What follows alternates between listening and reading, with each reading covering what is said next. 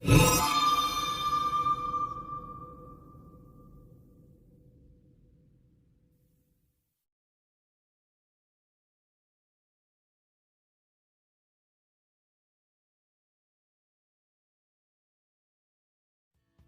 kehidupan sehari-hari, tentu kita melakukan suatu kegiatan, baik kita sadari maupun tanpa kita sadari, misalnya dengan memasak, menyalakan atau mematikan komputer, atau juga dengan membuat sesuatu. Nah, kita melakukan kegiatan tersebut sesuai dengan prosedur, cara, atau langkahnya. Mengapa ya kita harus melakukan kegiatan tersebut sesuai dengan langkahnya atau prosedurnya?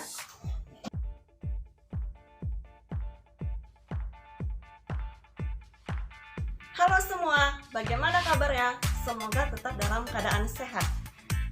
Baik, kembali lagi bertemu dengan saya pada mata pelajaran Bahasa Indonesia. Sebelum kita membahas apa pentingnya melakukan suatu kegiatan sesuai dengan prosedur, kita akan membahas beberapa hal yang penting terlebih dahulu.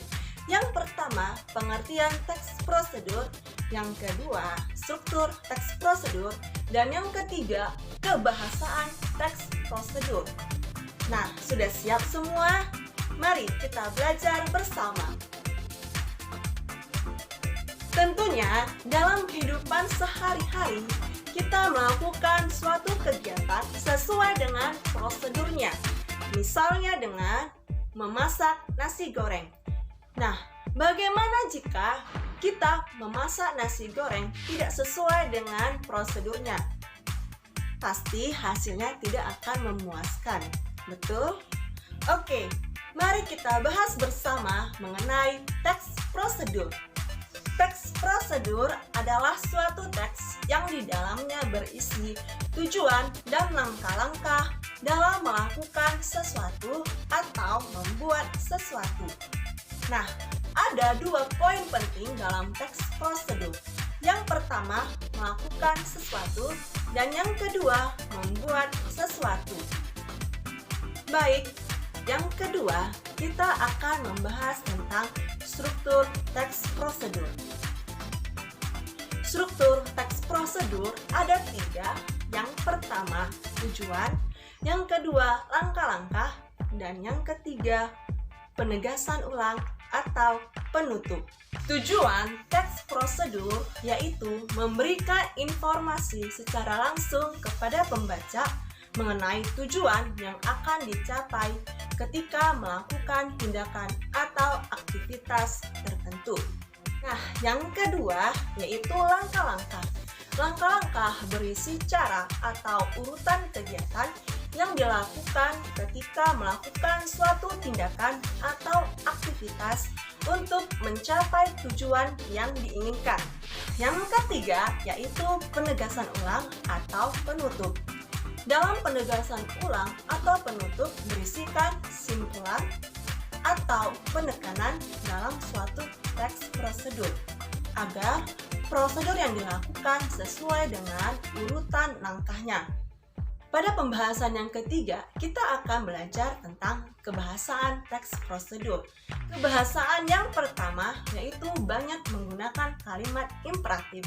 Kalimat imperatif adalah kalimat perintah.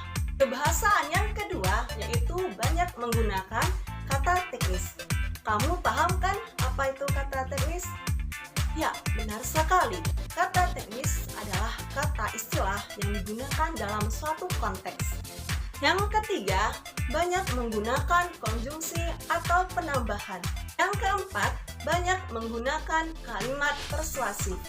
Nah, artinya kalimat yang meyakinkan pembaca untuk melakukan kegiatan tersebut sesuai dengan prosedurnya. Bagaimana anak-anak?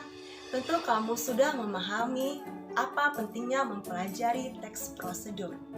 Ya, secara garis besar, dalam kehidupan kita sehari-hari, kita melakukan suatu kegiatan berdasarkan prosedurnya. Nah, ketika kita melakukan kegiatan berdasarkan prosedur, maka tujuan yang kita inginkan akan tercapai dan mendapatkan hasil yang maksimal. Sampai di sini pembelajaran kita pada hari ini. Semoga pembelajaran kita pada hari ini dapat bermanfaat buat para peserta didik dimanapun berada.